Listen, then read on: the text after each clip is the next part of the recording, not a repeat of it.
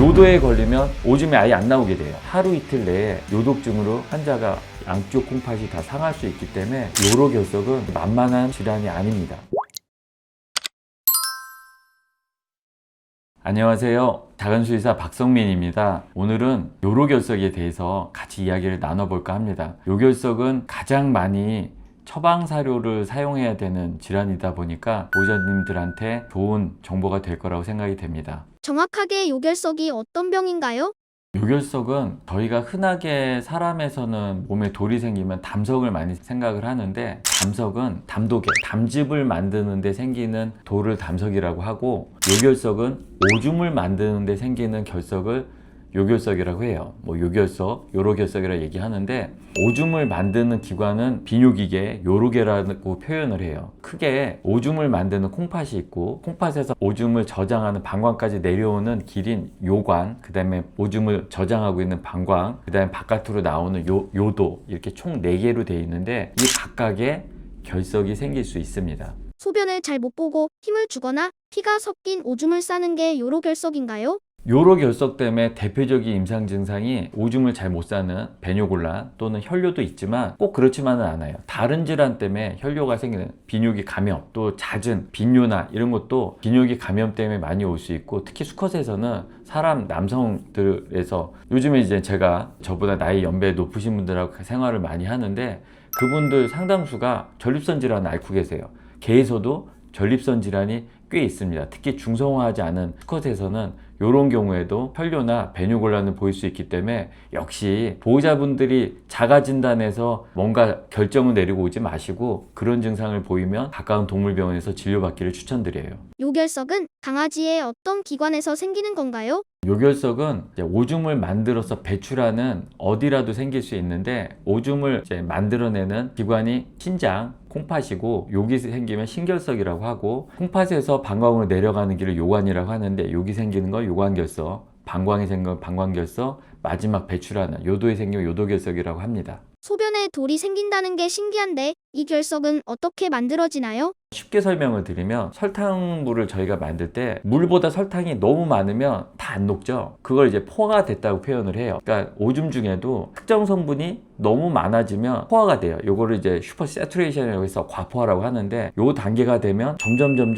결정이 생기기 시작해요. 이 결정을 영어로 크리스탈이라고 하는데, 크리스탈리제이션이 되면 요게 어떤 핵에 들러붙기 시작하면서 돌이 되기 시작해요. 현미경에 보이는 수준의 작은 결정이 점점 모여서 돌이 되고, 이게 점점 성장하는 요 과포화, 결정화, 그 다음에 핵이 되는 뉴클리에이션이 되고, 나중에 이제 성장까지 해서 결국 눈에 보이는 모래알 같은 게 되고, 이게 점점 커지면 바둑알만큼 커지기도 해요. 이 요로 결석은 콩팥에 생기는 경우에는 콩팥 기능을 떨구고요. 요관에 걸리면 콩팥에서 내려오는 오줌을 막아버리기 때문에 콩팥이 물이 차는, 오줌이 차는 수신증이 되고, 또 요게 방광에 오면 방광에서 자극이 돼서 방광염, 만성 방광염을 유발하기도 하고, 제일 나쁜 건 콩팥도 2개, 요관도 2개, 방광은 늘어나기 때문에 어느 정도 완충작용을 해주는데, 요도에 걸리면 오줌이 아예 안 나오게 돼요. 이렇게 되면 하루 이틀 내에 요독증으로 환자가 양쪽 콩팥이 다 상할 수 있기 때문에 요로 결석은 그렇게 만만한 질환이 아닙니다. 결석이 생기는 원인에는 어떤 게 있나요? 이 4단계를 유발하는 가장 대표적인 건, 물을 많이 먹지 않는, 음수량이 줄거나 요량이 줄어드는 여러 가지 질환 상태, 또 하나는 너무 과도하게 미네랄이 많이 먹는 상황, 또는 오줌의 pH, 산도라고 하죠. pH가 너무 산성으로 가거나 알칼리로 가면 산성일 때 잘 안 녹는 결정이 있고요, 알칼리 때 안 녹는 결정이 있어요. 예를 들자면 단백질을 많이 먹으면 오줌이 산성화가 돼요. 근데 산성화가 되면 칼슘 계열의 결정들이 안 녹아요. 그래서 칼슘 계열의 칼슘 옥살레이트, 칼슘 포스페이트, 칼슘 카보네이트 같은 결정이 오줌 중에 많이 생겨요. 그럼 이것들이 들러붙어서 돌을 만들고, 비뇨기 감염이 생각보다 개나 고양이가 많은데, 비뇨기 감염이 되면 오줌 중에 있는 유레아라고 하는, 요소라고 하는 성분이 분해가 돼서 세균에 의해서 유레이즈라는 효소가 있어요. 이게 유레아를 분해를 하면, 유레아는 암모니아 2개가 뭉친 거라서 오줌이 알칼리화가 돼요. 그러면 가장 많은 결석의 성분이 스트로바이트라고 하는 결석이 쉽게 생기게 돼요. 그러니까 이런 질환이 생겨서 결석이 형성이 되기 때문에 그 원인에 대한 치료를 하셔야 되고, 이런 환경을 변화시켜서 결석을 녹이는 노력을 하셔야 되기 때문에 빠른 시간 내에 진료를 받으셔야 돼요.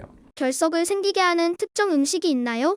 결석이 생기는 원인들, 기전들 중에는 물을 잘 안 먹게 되거나 오줌 양이 적게 되면 일단 상대적으로 포화도가 떨어지게 되죠. 그래서 자꾸 결정이 생기게 되는 게 첫 번째고, 그 다음에 비뇨기 감염이 되는 질환이 있고요. 그 다음에 너무 과도하게 고기를 많이 먹이시거나 하는 상황, 아니면 균형 잡히지 않은 식단, 이런 것도 크게 문제가 되기 때문에 그런 식사나 이런 걸로 관리를 하는데, 여기서 이제 보호자분들이 쉽지 않은 것 중에 하나가 결석이 잘 생기는 품종이 있어요. 그러니까 유전적인 소인이죠. 제가 대표적으로 이 말씀을 드릴 때마다 상처를 받으시는데, 이건 상처 받으시라고 얘기 드리는 게 아니고 이 품종은 특별 관리를 하셔야 돼요. 요즘엔 잘 안 키우시지만 한때 국내에 아주 상위 랭킹 됐던 슈나우저, 아주 결석 많습니다. 그리고 요즘에 인기 폭발하는 비숑, 푸들, 이 종들은 결석이 엄청 많아요. 그래서 한번 생기면 계속 반복돼요. 그래서 이런 품종 소인이 있는 애들은 더 잦은 검사와 관리를 하셔야 됩니다. 암컷보다 수컷이 더 많이 걸리나요?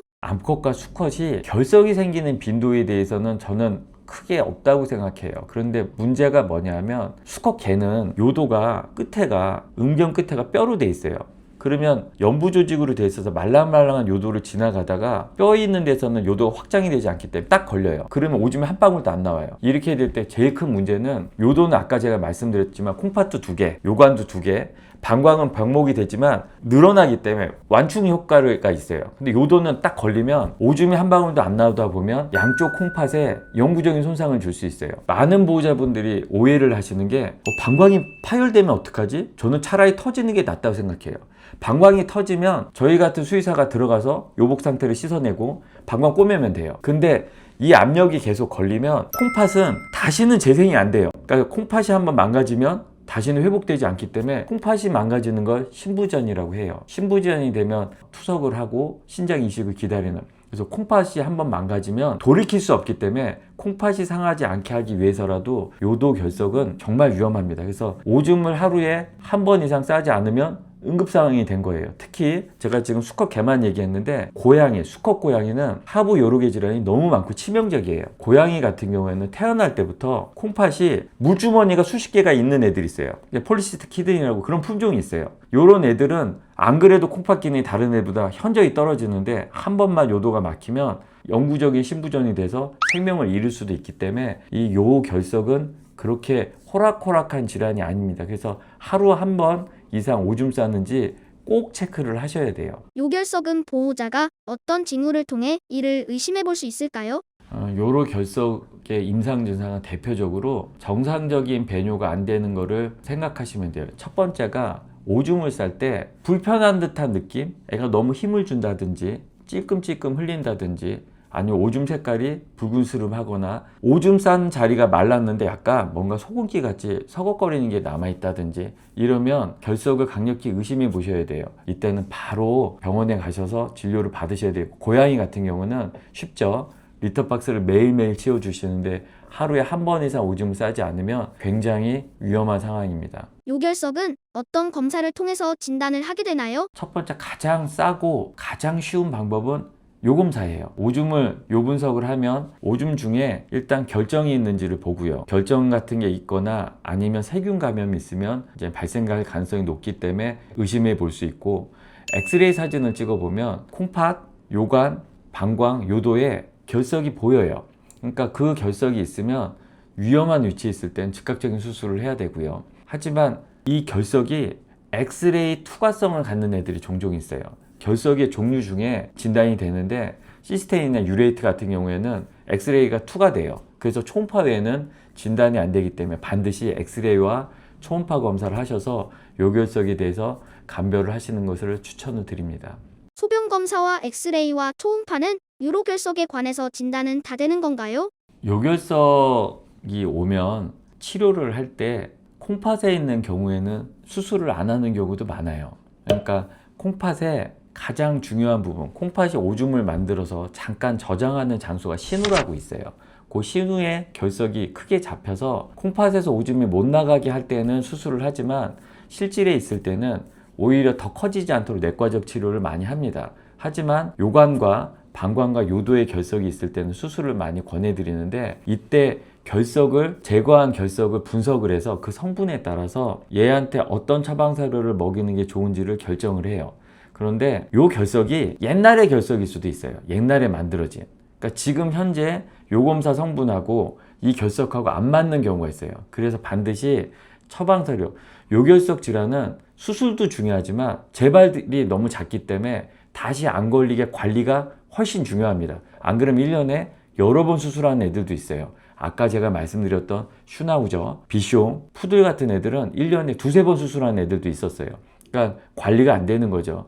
아무리 처방사료를 잘 쓰고 보호자는 열심히 했는데 재발해요.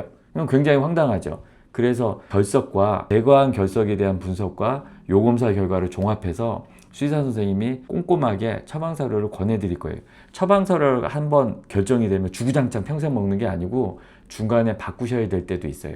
그래서 주기적인 요검사와 결석 분석 검사를 가지고 그 처방사료를 계속해서 적절하게 조절을 해 주실 겁니다. 요결석에 걸리면 치료는 어떤 방향으로 가게 되나요? 결석이 작을 때는 우선적으로는 수의사들이 보는 교과서 상엔 내과적으로 녹여보자고 돼 있어요. 근데 그 결석은 하나예요. 스트로바이트라고 해서 알카리뇨에서 생기는 스트로바이트라고 하는 이제 마그네슘 암모늄 포스페이트라고 하는 요게 이제 별명이 스트로바이트인데 얘는 처방사료를 쓰고 감염을 억제를 해주면 얘가 녹는다고 돼 있어요. 그러니까 스트로바이트가 형성되는 알카리온은 상당수가 비뇨기 감염이 많습니다. 그래서 일단 항생제로 세균을 죽여야 되고 그 다음에 pH를 떨궈주는 산성으로 만들어주면 스트로바이트가 녹을 수가 있어요. 그래서 시도는 하는데 제 경험에 의하면 교과서에서는 녹인다고 하지만 사이즈가 아주 작을 때는 녹지만 대부분은 잘 안 녹아요. 돌이 커지면. 그래서 스트로바이트라 하더라도 어느 사이즈 이상이 되면 수술에는 방법이 없고 칼슘 계열의 결석은 대부분 내과적으로 녹지 않아요. 그래서 수술적 절제를 권해드리는데 이때 콩팥에 생기는 결석은 대부분 더 커지지 않도록 음수량을 늘려주고 처방사료를 쓰는 걸로 내과적인 관리를 하지만 요관에 걸렸을 땐 그쪽 콩팥, 요관에 걸린 데 콩팥이 완전 폐쇄가 되면 오줌이 차면서 수신증이 돼요. 그럼 그 콩팥은 영구적으로 손상이 될 수 있어요. 그래서 요관결석, 또 방광결석은 방광을 계속 자극하기 때문에 혈뇨와 지속적인 만성적인 감염을 유발할 수 있기 때문에 방광결석, 그다음 요도결석은 수술적으로 제거하는 것이 원칙입니다. 요도나 요관이 좁아서 재수술을 하는 경우도 있나요? 사람에서의 요관이나 요도는 상당히 굵어요. 근데 보통 소형견종이나 고양이의 요관은 볼펜 심보다도 가늘어요. 그러니까 이렇게 가는 직경의 이제 결석을 제거하고 꼬매는 거는 수의사 입장에서 그렇게 힘들지 않아요.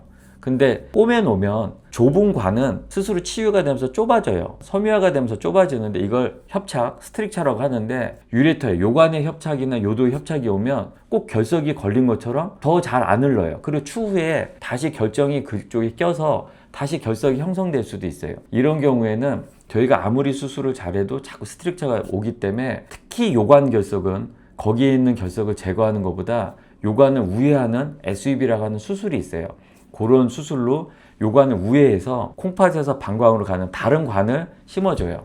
그래서 수술을 하고 요도 같은 경우는 수술을 해서 자꾸 좁아질 것 같으면 그 부분을 열어버려요. 이걸 요도를 조성수리를 하는데 새로운 오줌 배출하는 위치를 만들어줍니다. 이 목적은 다 뭐냐 하면 다른 장기보다 다시는 재생이 되지 않는 콩팥은 너무나 귀하기 때문에 콩팥에 압력이 걸리지 않도록 하기 위함이에요. 그래서 그런 거에 대해서 결석을 단순히 제거하는 수술이 아닐 땐 수의사 선생님이 꼼꼼하게 플랜을 짜서 추천을 드릴 거예요.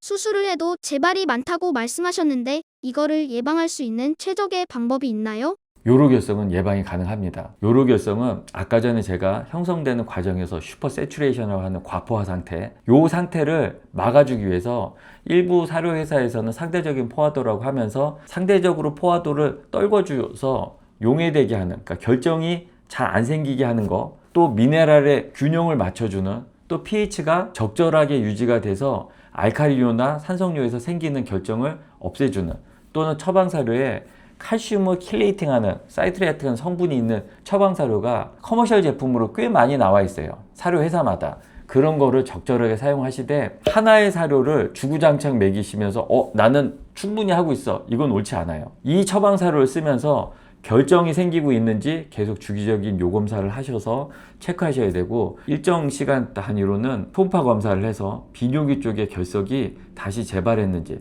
신장에 있는 결석을 안 뺐다면 더 커지지 않고 있는지 검사를 해서 계속 체크를 하시는 걸 추천을 드립니다. 검사는 얼마나 자주 받아야 하나요? 그건 이제 주치 선생님들이 결정을 하시는데 개체 차이가 너무 많아요. 어떤 환자는 거의 한 달 간격으로 검사를 했는데 잠깐 방심했어요. 한 달 건너뛰어서. 결정이 아니고 아예 돌 상태, 결석 상태로 재발하는 경우도 있어요. 그래서 요거는 주기는 환자마다 다르기 때문에 주치 선생님하고 상의를 하셔야겠고, 처방사료 외에도 음수량 관리가 굉장히 중요하기 때문에 물을 많이 먹게 하는 게 도움이 되는데, 의외로 개와 고양이 물 먹이는 게 굉장히 힘듭니다. 그래서 이거를 알아서 하세요라고 말씀드릴 수 없기 때문에 주치 선생님하고 정말 이 환자가 어떻게 하면 물을 먹는지 많이 상의를 하시고 상담하시고 방법을 강구를 하셔야 될 거예요. 물 말고 다른 걸로 보충할 수 있는 방법도 있나요? 이제 도저히 물을 안 먹는 아이들은 제가 많이 쓰는 방법은 물이 많은 음식을 먹이도록 제가 말씀을 드렸는데, 그 중에 하나가 양배추 쌈 같은 거, 양배추를 데쳐서 먹이건 하는 것들을 권하는데, 이게 절대적이진 않아요. 양배추가 비타민C가 많아요. 비타민C는 절대선이 아닙니다. 비타민C는 요를 산성화시키기 때문에 칼슘 계열의 결석이 많이 생길 수 있어요. 그래서 제가 데쳐서 비타민C를 파괴하라고 하지만 그래도 비타민C가 많기 때문에 그 환자한테 이 환자가 무슨 결석, 무슨 결정이 있었는지에 따라서 주치의 선생님하고 상의해서 적절한 물을 먹일 수 있는 방법을 강구하시는 게 도움이 되실 겁니다. 결석의 성분을 알려고 하면 어떻게 해야 하나요? 일단 수술을 해서 제거된 결석 분석을 외부 랩에다 보내서 저희가 분석을 의뢰를 하고요. 그 다음에 요 검사 결과와 지금 현재 이 환자가 계속해서 오줌을 주기적으로 검사해서 그 오줌의 pH하고 결정하고 감염지 여부 이런 것들을 종합해서 처방사료를 권해드릴 거예요. 그러니까 그 처방사료와 음수량을 늘리는 것에 대한 상담을 통해서 관리를 하시면 재발률을 확 떨구실 수 있어요. 처방 사료는 평생 먹어야 되나요? 평생 먹이시지는 않고 일반 사료로 혈전이 안 생기고 관리가 잘 되면 조금씩 옮겨가기도 해요. 근데 다시 재발하면 이제 돌이 생기는 게 아니고 현미경에서 보이는 결정 수준이라면 다시 처방사료, 요거를 주치의 선생님이 계속 상의하면서 할 텐데, 처방사료의 일부가 이런 영양 성분의 밸런스가 과도하게 한쪽에 치우친 경향이 있어요.